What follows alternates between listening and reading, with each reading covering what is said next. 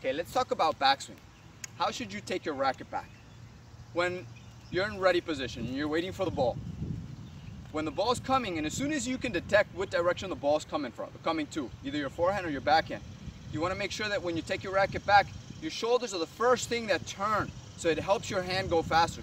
So you turn your hands and look, we're almost halfway there on the backswing. Then for the remainder of the backswing, you're going to go ahead and bring your racket nice and naturally back. You're going to let go of the other hand, of the left hand. Look at my left hand.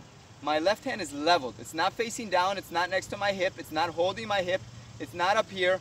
It's nice and relaxed out in front so that you can turn with that left hand as well on impact.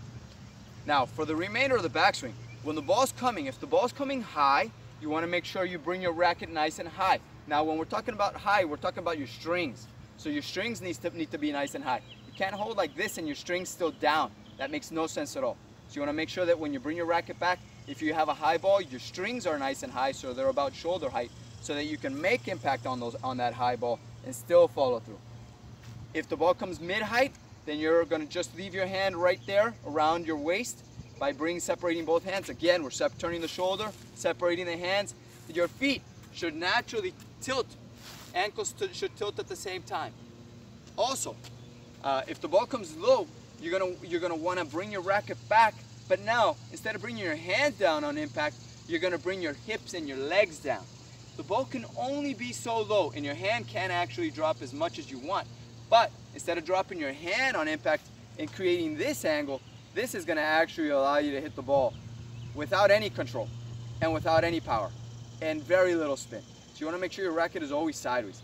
To keep your racket sideways, you want to make sure you bring your legs and your hips down. Instead of bringing just your back down, try to make sure that when the ball comes down, you bring down your hips. If it's harder for you to bring your hips down, simply separate your legs. By separating your legs, you make yourself smaller.